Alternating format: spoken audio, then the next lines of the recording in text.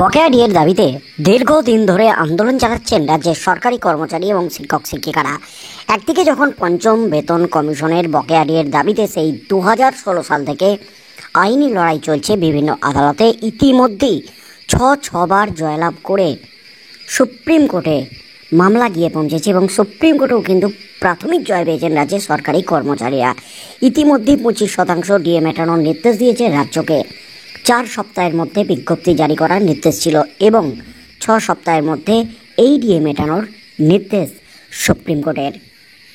তাই ছবার জয়লাভের পর সপ্তমবারের জয়লাভ এবং আগস্টের 4 তারিখে এই ডিএ মামলার ফাইনাল শুনানি হতে চলেছে। টপ অফ দ্য বোর্ড এই ডিএ মামলাটিকে রাখা হয়েছে সুপ্রিম কোর্টের তরফ থেকে। তার মধ্যেই কিন্তু ষষ্ঠ বেতন কমিশনের যে 37% ডিএর ফারাক কেন্দ্রের সাথে রাজ্যের, সেই ডিএর দাবিতে লাগাতার প্রায় 2.5 বছর পেরিয়ে গেছে, এখনও পর্যন্ত আন্দোলন চালিয়ে যাচ্ছেন রাজ্যের সরকারি কর্মচারী এবং শিক্ষক শিক্ষিকারা।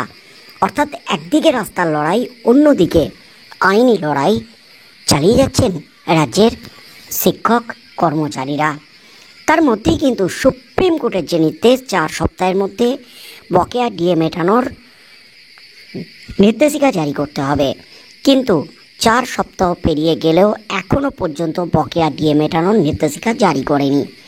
তাই এবার কিন্তু সিঁদুরে মেঘ দেখতে শুরু করে দিয়েছেন রাজ্যের সরকারি কর্মচারীরা। কিছুটা হলেও কিন্তু হতাশ রাজ্যের লক্ষ লক্ষ সরকারি কর্মচারী এবং শিক্ষক শিক্ষিকা। তাহলে কি সুপ্রিম কোর্টের নির্দেশ মেনে ডিএ মেটাবে না রাজ্য? তাহলে কি সুপ্রিম কোর্টে ফের যেতে চলেছে রাজ্য ডিএর এই নির্দেশের বিরুদ্ধে? তাহলে কি আইনি জটে ফের আটকে যেতে চলেছে রাজ্য সরকারি কর্মচারীদের ন্যায্য দিয়ে? ঠিক এই হতাশা, এই ক্ষোভ যখন দিন দিন বাড়ছে রাজ্যের সরকারি কর্মচারী মহলের, ঠিক সেই মুহূর্তে অবশেষে ডিএ মেটাতে নড়ে চড়ে বসলেন রাজ্যের মুখ্যমন্ত্রী মমতা ব্যানার্জি। অবশেষে সুপ্রিম কোর্টের নির্দেশ মতো নির্দিষ্ট সময়ে ডিএ দিতে বড় পদক্ষেপ রাজ্যের মুখ্যমন্ত্রী এবার যা পদক্ষেপ নিলেন তাতেই কিন্তু এবার সরকারি কর্মচারীদের কপাল খুলতে চলেছে। অবশেষে মিটতে চলেছে ডিএ। রাজ্য সরকারের প্রয়োজনীয় পুঁজির যোগান দিতে এবার আরও এক ধাপ এগোলো নবান্ন। রিজার্ভ ব্যাংক জানিয়েছে 17 জুন রাজ্য সরকারের এসজিএইচের নিলামে পশ্চিমবঙ্গ সরকার 22 বছরের জন্য মোট 2000 কোটি টাকা ঋণ তুলেছে। এই ঋণের জন্য গড় সুদের হার নির্ধারিত হয়েছে 7.1096%। এর আগে জুন মাসের গোড়ার দিকে আরেকবার নিলাম করেছিল রিজার্ভ ব্যাংক। 3রা জুনের সেই নিলামে 20 বছরের মেয়াদের বন্ডে আরও 2000 কোটি টাকা তুলেছে পশ্চিমবঙ্গ সরকার। সব মিলিয়ে জুন মাসে ঋণ ও ঋণপত্র মিলিয়ে মোট 4000 কোটি টাকা তুলেছে নবান্ন। এখন কৌতূহলের বিষয় হলো, রাজ্য সরকারি কর্মচারীদের বকেয়া ডিএ তথা মর্গ ভাতা মেটাতেই কি তড়িঘড়ি ঋণ নেওয়ার পথে হাঁটল মমতা ব্যানার্জির সরকার? এই খবর কিন্তু সংবাদ মাধ্যমে প্রকাশিত হতেই একটা তোলপাড় পড়ে গিয়েছিল। সুপ্রিম কোর্টের নির্দেশ মেনে জুন মাসের মধ্যে রাজ্য সরকারি কর্মচারীদের একাংশ বকেয়া ডিএ মেটাতে নবান্ন যার পর নাই তৎপর, এজন্য ঋণ নিতে পারে এমন ইঙ্গিত কিন্তু মিলেছিল সংবাদ মাধ্যমে। রাজ্য সরকারি কর্মচারী সংগঠনের হিসেব অনুযায়ী তাদের বকেয়া ডিএর পরিমাণ প্রায় 42,000 কোটি টাকা। সুপ্রিম কোর্টের নির্দেশ মতো জুন মাসের মধ্যে বকেয়া ডিএ মেটাতে গেলে রাজ্যকে প্রায় 11,000 কোটি টাকা ধাক্কা কিন্তু পড়বে কোষাগারের উপর।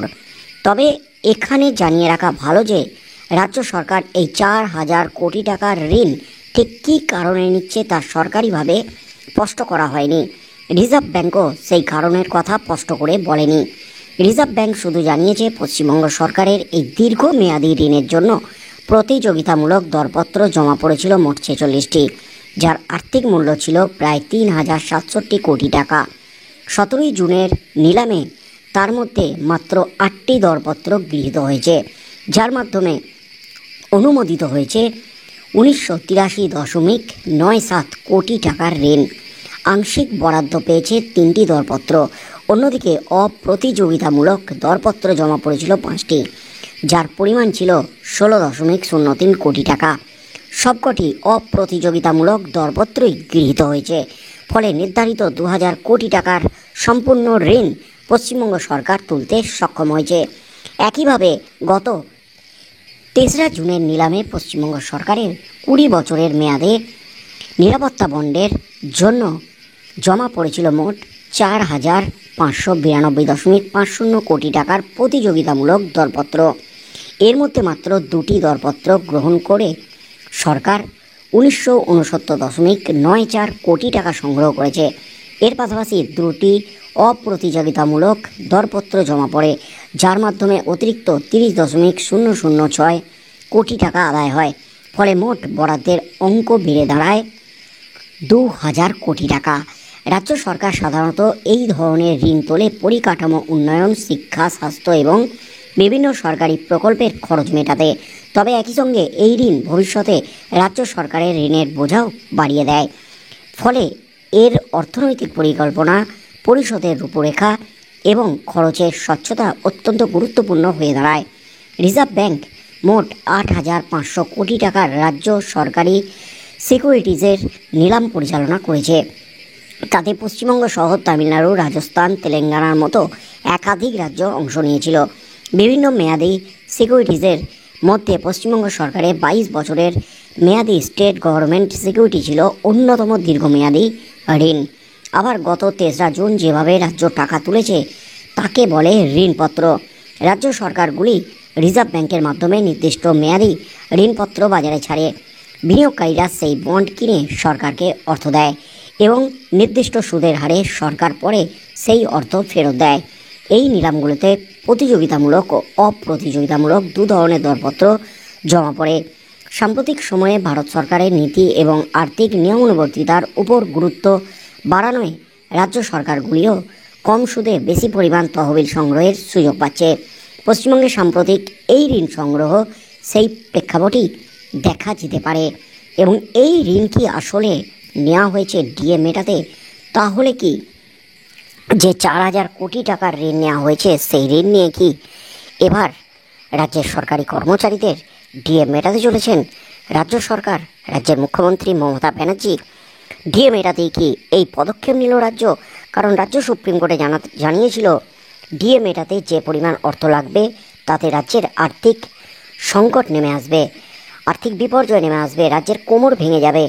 তাই রাজ্যের এই টালমাটাল আর্থিক পরিস্থিতি, যেখানে একাধিক প্রকল্প চলছে, যেখানে জনকল্যাণমূলক প্রকল্পগুলি খরচ দিতে কোটি কোটি টাকা খরচ হচ্ছে, তাই এক্সট্রা যে চাপ পড়ল ডিএ মেটানোর, সেই ডিএর টাকা মেটাতেই কি 4,000 কোটি টাকা ঋণ নিল রাজ্য? কি হতে চলেছে আগামী দিনে যে খবর উঠে আসছে নবান্ন সূত্রে, খুব শীঘ্রই কিন্তু ডিএ মেটাতে সুপ্রিম কোর্টের নির্দেশ মতো নোটিফিকেশন জারি করতে চলেছে রাজ্য। এর সপ্তাহের শেষের দিকেই কিন্তু এই নোটিফিকেশন জারি হতে চলেছে। তাই শেষ পর্যন্ত কি পদক্ষেপ নিতে চলেছে রাজ্য ডিএ মেটাতে? এই যে 4,000 কোটি টাকা ঋণ নিল, এই ঋণ আসলে কেন নিল, কি হতে চলেছে সেদিকেই চোখ থাকবে গোটা রাজ্যের।